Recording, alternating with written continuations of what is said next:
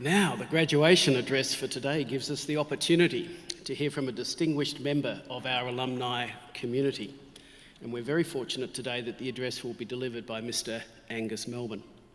Mr. Melbourne has an extensive executive career with leadership roles across the mining and petroleum industries and is currently the Chief Technology Officer for Orica. In this role, he leads the company's technology and innovation business and strategy with responsibility for the development and commercialisation of new technology. Prior to commencing with Orica in 2016, Mr. Melbourne had a 25-year career with Schlumberger, a global leader in technology, project management and information solutions to the oil and gas industry. Mr. Melbourne has worked in more than 11 countries, including Australia, China, Russia, USA, Kazakhstan, Indonesia, Malaysia and Singapore.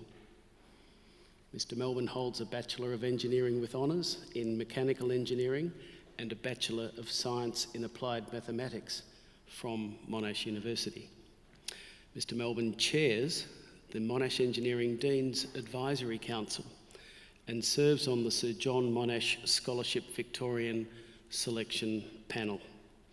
Please join with me, and I really do have pleasure in inviting Mr. Angus Melbourne to deliver today's graduation address.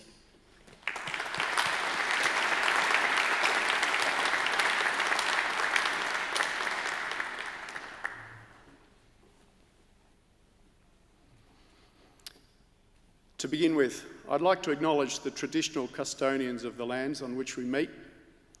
I pay my respect to the elders past, present and future, and recognise their connection and contribution to this place. Chancellor, Mr. Simon McKeon, Provost and Senior Vice President, Professor Mark Parlang, Dean of the Faculty of Engineering, Professor Elizabeth Croft, members of the faculty, ladies and gentlemen, and most importantly, to all our graduates here today, their families and their supporters. Today marks the culmination of many years of hard work and sacrifice. Take the time to celebrate the significant accomplishment of graduating from one of the world's leading universities, and make sure you share the moment with all of those who helped you get here. Now, while you're graduating at a time of great uncertainty and volatility, the world needs engineers now more than ever. The current global health crisis has exposed the recent societal decline in reasoned and productive debate. Rather than dismiss science and experts, we need informed guidance and solutions underpinned by veracity. The world needs more engineers. The world needs you. Now, 31 years ago, I climbed these same steps to receive my degree, and as I'm often reminded by those who are in attendance, I managed to trip on the very last one, landing at the feet of the Chancellor with cap in hand. Now, you've all successfully navigated that task, so you're already one step ahead. My journey to graduation was not a direct one, something my first-year mathematics tutor can attest. Your respective paths to this graduation are uniquely yours, and so will be your future.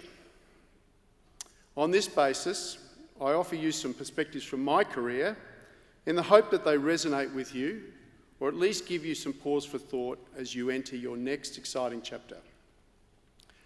My advice to all of you is run, not from the building. Run the risk, run with self-belief, run in multiple lanes, and run with others. Allow me to elaborate. Run the risk. Don't dismiss the path less chosen, less clear, or non-obvious. For most of my career, I've worked at the interface of technology and business, but it started in the jungle.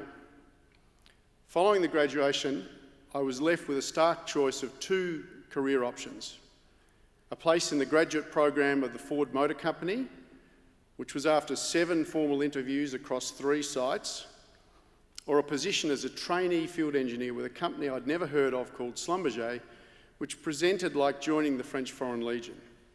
And this was after one interview conducted in the Notting Hill Hotel. Now, in the recruiter's defence, He was only on campus for one day from Singapore, and I was a late addition to the interview list.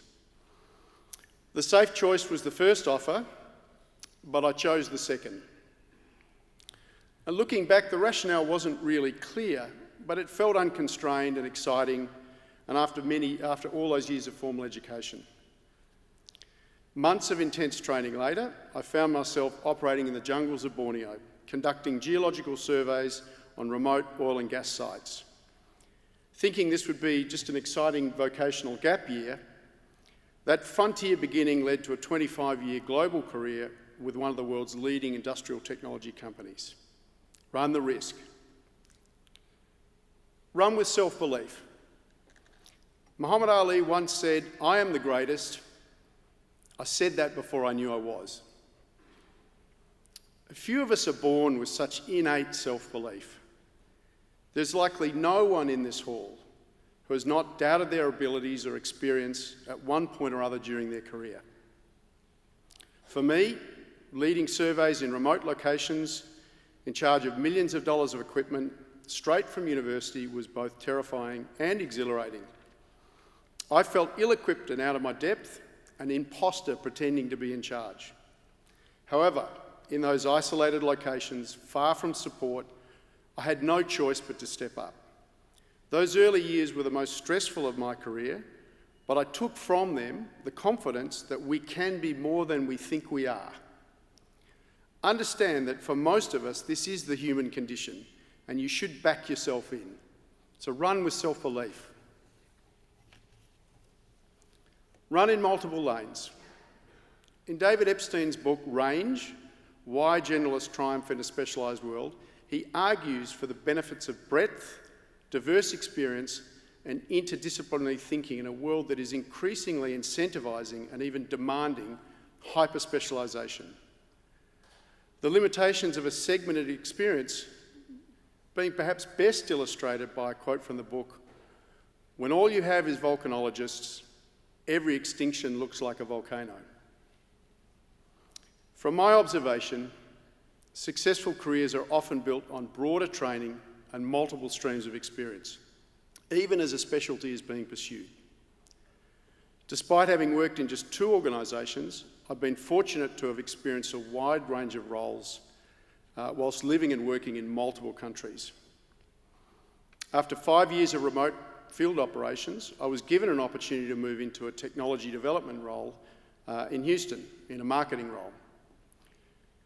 2 years later, I was back to operations, this time in Russia and Kazakhstan. And from there, my progression would nominally have been to the next level of management, perhaps somewhere a little less frontier. Instead, I was asked to run a research and development centre in North America.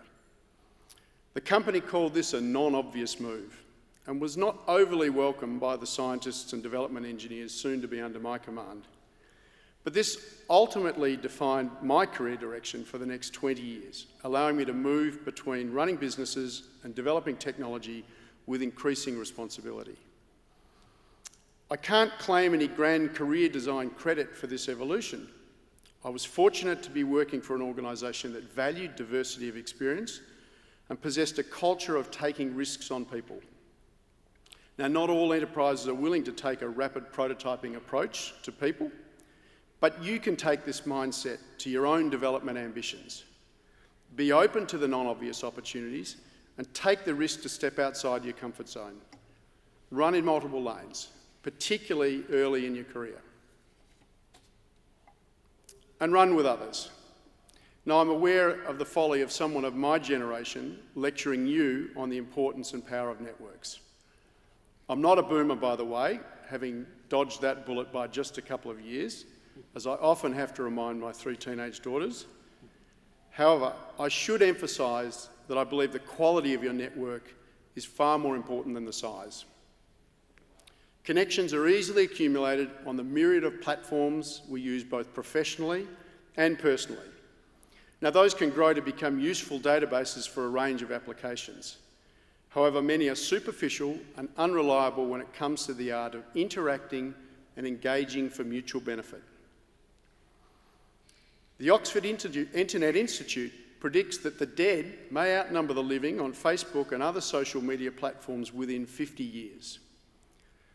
A voluminous portfolio of connections may provide bragging rights, but will provide little in the way of substance if members lack relevance, empathy, or perhaps a pulse. Now, powerful networks need personal investment and a willingness to help others. They are often built on shared activity that generate trust and empathy. Seek out these opportunities, no matter how small, even those lacking tangible return on investment. Networks built on trust are more difficult to cultivate, eminently more valuable, have significantly longer shelf lives, and are the ones that will ultimately provide you the greatest support. Run with others. Run the risk, run with self-belief, run in multiple lanes, and run with others. Running seems an appropriate analogy for a present defined by the constant of change and a future which will feature its acceleration. I joined the workforce in 1990. The first text message was yet to be sent. It was Merry Christmas, by the way. The entire office I joined shared a single email address, and Amazon, whilst big, was still a jungle. You see, I haven't quite got over the jungle thing.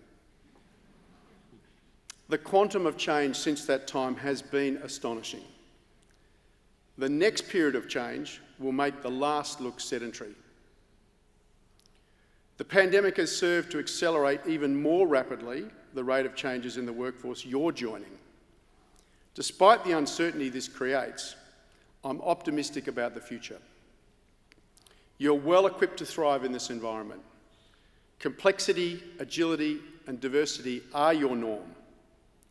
While often lauded as the first digital natives, I think it's your ability to join others in a shared cause, despite the differences in background and thinking, which surpasses all of those who came before you. This will likely be more telling than the technology skills you rightly take for granted. While the world clearly needs more engineers, the world most certainly needs you. Congratulations to the graduation class 2021.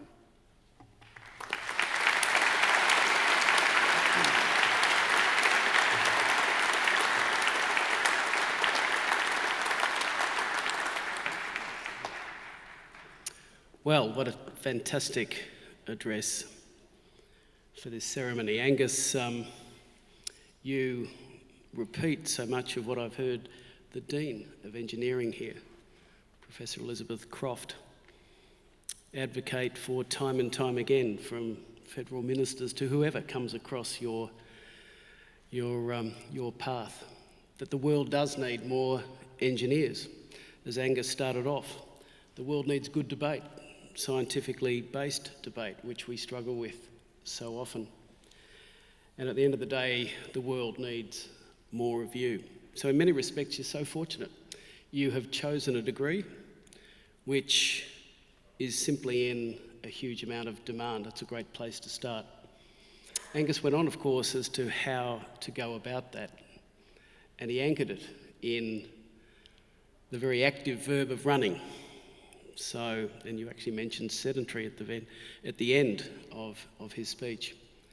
But at the end of the day, you know, the only constant is change, and the world is running pretty hard at the moment.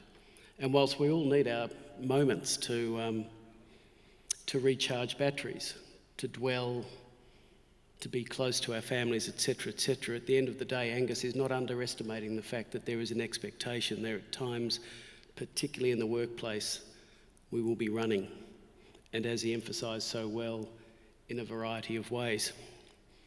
One of those ways that he mentioned, of course, was running with risk. Risk is everywhere, simply is. And if anyone is too risk averse and it's just too hard, chances are opportunities will be denied. No, the important thing with risk is simply to get used to it, overcome it, deal with it, get on with it. Running with self-belief. And Angus did emphasise that we are all unique individuals with our own unique pathways. That's important, that's special.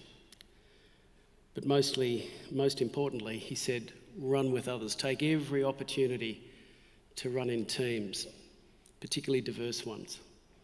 Great experience from others that, for whatever reason, we haven't had ourselves. That makes for the chance of a truly, truly great endeavour.